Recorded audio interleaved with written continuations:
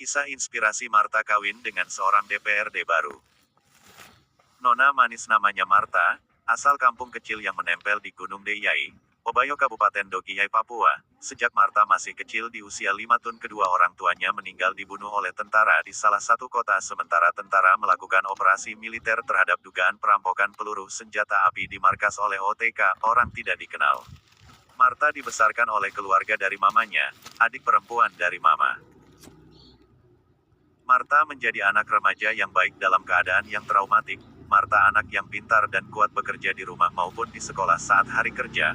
Marta sudah berumur 20 tahun dan Marta baru saja menyelesaikan pendidikan SMA, sekolah menengah atas di Monemani, ibu kotanya Kabupaten Dogiyai. Marta anak desa yang secara alamiah rajin bekerja keras dan pula cantik karakternya dan pula fisiknya. Marta akan melanjutkan kuliah di luar daerah tapi tidak punya uang. Orang tua Marta sudah meninggal dibunuh. Dia dibesarkan di keluarga yang sederhana. Hidup hanya dari bertani dan berjualan di pasar. Marta tidak punya pilihan lain selain mengandalkan kemampuan kerja kerasnya untuk mencari uang kuliah. Suatu ketika Marta berangkat pergi ke gurunya kepala sekolah di Monemani untuk meminta kerja borongan.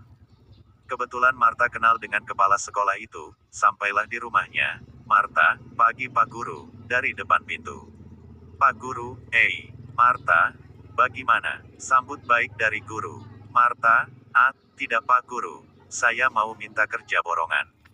Pak Guru, Marta, kenapa? Kamu butuh uang berapa?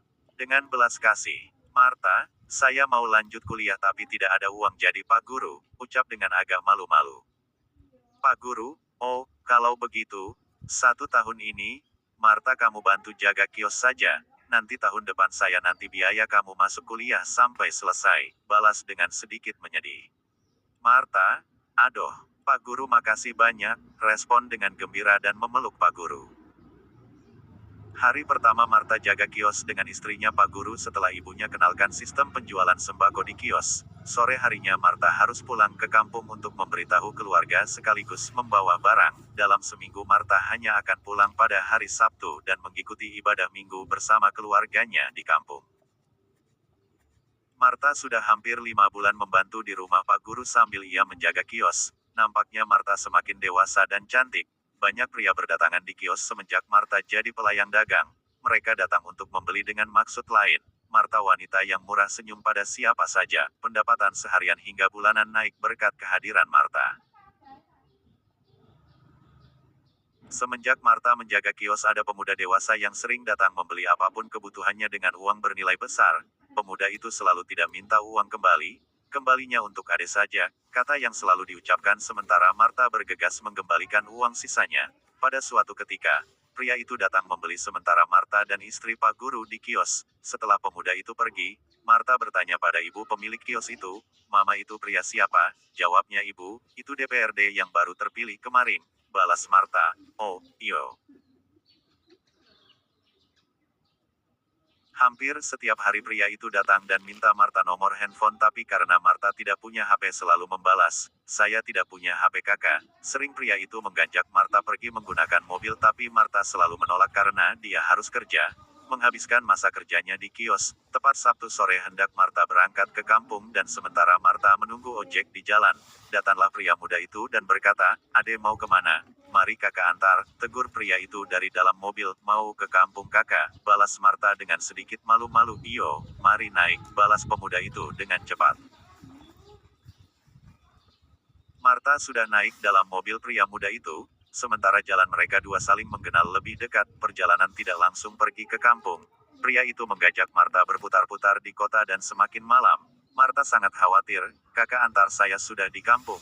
Saya harus ketemu keluarga," kata Marta dengan memohon. "Iyo, sip, ini ada jalan ini," balas pria muda. Sementara dalam perjalanan kata pria muda itu, "Ade, bagaimana kita lurus ke Enaro cari ade punya HP 1 di sana?" Jawab Marta, "Aduh bagaimana oke sudah dari kakak saja." Mereka dua tidak singgah di kampung, langsung lurus ke Enaro Kabupaten Paniai. Sampai di sana sudah jam 8 malam. Cek toko HP semua sudah tutup. Tanya pria muda pada Marta, "Bagaimana ade? Kita tunggu besok saja sekalian beli baru saya antar pulang besok." Balas Marta, "Aduh, saya takut kakak," balas pria itu, Tidak apa-apa, nanti kita nginap di rumah teman, balas Marta. Aduh, iyo, dari kakak saja sudah. Akhirnya mereka nginap dan malam telah berlalu dan besoknya setelah beli HP untuk Marta, pria muda itu antar Marta pulang ke kampung kembali. Tinggal 2 bulan Marta akan akhiri masa kerjanya di kios milik gurunya dan akan lanjutkan kuliah di luar daerah. Beberapa hari belakangan Marta pulang ke kampung selalu diantar oleh pria muda itu pakai mobil, selebihnya komunikasi selalu melalui HP. Karena sering komunikasi dan sering bersama, Marta sudah suka sama pria itu. Pada suatu ketika hendak bersama, pria itu meminta Marta menjadi calon tunangannya. Marta terima pria muda itu, namun Marta harus melanjutkan kuliah demi menghargai gurunya dan hasil kerja kerasnya selama beberapa bulan.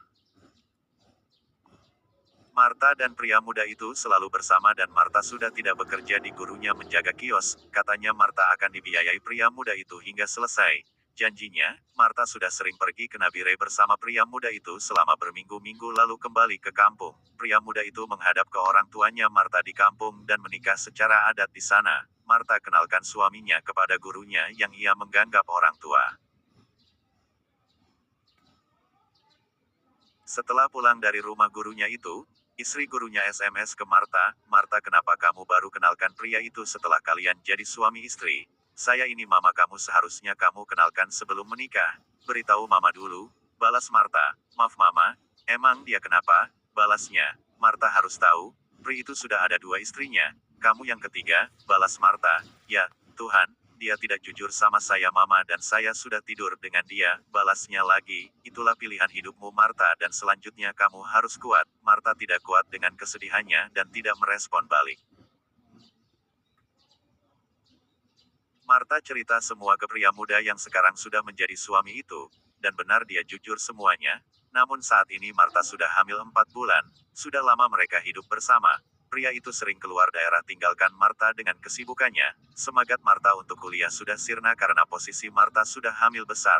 Marta malu sama gurunya yang dulu ingin membiayai Marta kuliah. Perjuangan Marta selama berbulan-bulan di kios, pergi begitu saja. Marta lebih banyak di kampung dan pria muda itu sering menghilang. Datang pun hanya sesaat dan pergi lagi. Suatu waktu sementara pria itu berada di luar daerah, Marta menelpon dan ternyata yang mengangkat dan bicara adalah istri pertama dari pria itu. Marta dibentak-bentak karena kehadiran Marta membawa beban hidup dalam keluar pria muda itu. Setelah berbicara itu, dalam hati Marta menyesal dan bingung kenapa harus terjadi seperti itu. Perhatian pria muda itu tidak seperti dulu dan harapan Marta untuk melanjutkan kuliah sudah tidak ada. Padahal Marta masih muda, gurunya yang ingin membiayai hingga selesai sudah tidak percaya sama Marta. Begitupun juga istrinya dan pula keluarga Marta di kampungnya. Realita, kisah yang menginspirasi. Semoga kita perempuan tidak mudah terjebak dalam jebakan pertemanan dengan para lelaki tak berhati. Semoga bermanfaat kisah inspirasi ini. Sekian dan terima kasih.